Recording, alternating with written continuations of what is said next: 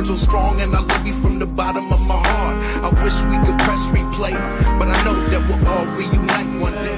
No, we'll forget you never. You're the lion in this song, in our hearts forever. Yeah, I'm hurting, but we gotta stay strong. Look. Keep your head up, keep your head up. Yeah, we gotta stay strong. Hello and welcome back to another installment of Blaze Weekly. I'm Michael. And I'm Lily. We have 3 stories for you on the knitting club, the international science competition, and the retirement of Mr. Anderson.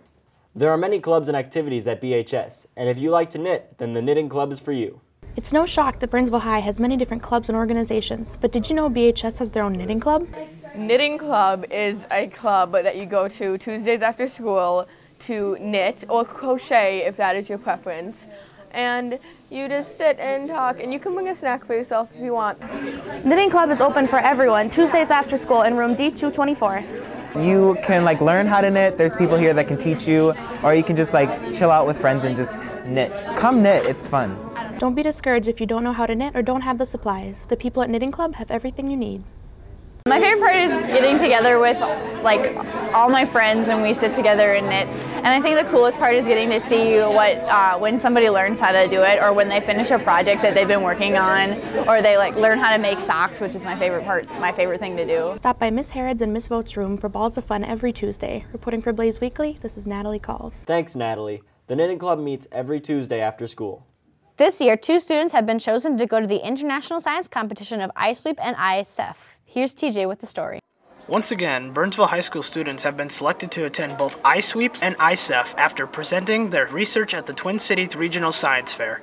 Well, it's pretty amazing given the fact that our region encompasses all of the students in Minneapolis as well as the suburbs of Minneapolis and St. Paul.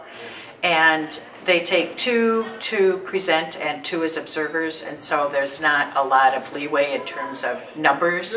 They're pretty constricted. So I'm thrilled that they get to go and represent us as a school and also to further their knowledge of the science research process. Emily is going to ISWEP in Houston for her project, and Colton will be going to ISEF in Pittsburgh for his project. Basically what I wanted to know was the difference in organic and conventional meat. So you see a lot of naturally produced grass-fed meat, and so what I did was comparing the bacterial content of both types of meat as well as how the fatty acids affected that. I used chemically altered plastics as a food source for bacteria. Emily and Colton are both ready and excited to go to their competitions. My mom is also traveling with us, so I'm going with Huggy and my mom, and we're gonna. I'm looking forward to going to the Space Center and seeing all that kind of stuff. I've never been to Texas before, so seeing what that's going to be like. I'm looking forward to connecting with other scientists at the top of their field and exploring the possibilities out there in the realm of science. Congratulations to both Emily and Colton. Burnsville wishes you the best of luck in your competitions. Signing off for Blaze Weekly, I'm TJ Connor. Thanks, TJ. Make sure to wish Emily and Colton good luck when you see them in the halls. For those of you who don't know, this is Mr. Anderson's last year here at BHS before he retires. Here's Jackson with the story. Howie Anderson will be retiring from BHS this year after 37 years of teaching in his career. I have had a chance to get to know Howie a little bit more too through his involvement in our Hall of Fame committee here at the high school. Howie Anderson was also a coach here at Burnsville High School for 11 years with the boys and girls swim teams. I coached boys and girls swimming here for about 11 years. I think 10 with the girls, 11 with the boys, and pretty successful. They were a very committed group of young people.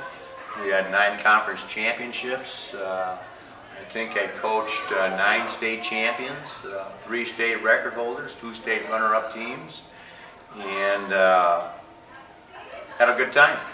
Howie Anderson also coached our athletic director, Jeff Marshall, here at Burnsville High School back in 1987. I've had the honor and privilege of knowing Coach Howie Anderson since, I believe, 1987.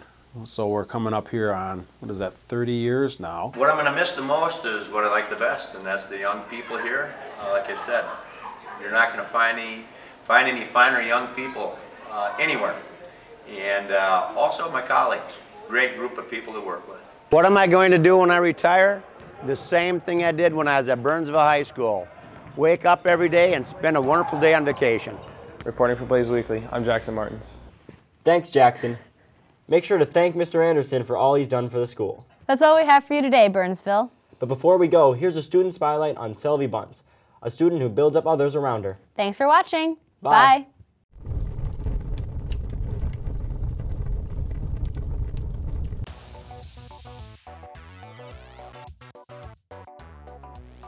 Well, first and foremost, I hope for good weather so we can be outside, and I'm really excited because there's a lot of new, younger girls, so we have a lot of potential.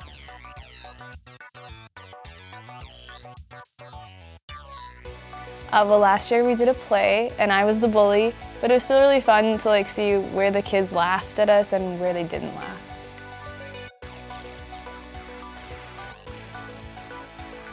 Well, every year we do the neon dance, and I feel like it's really successful because we're the only school that does it, I think, and it's fun.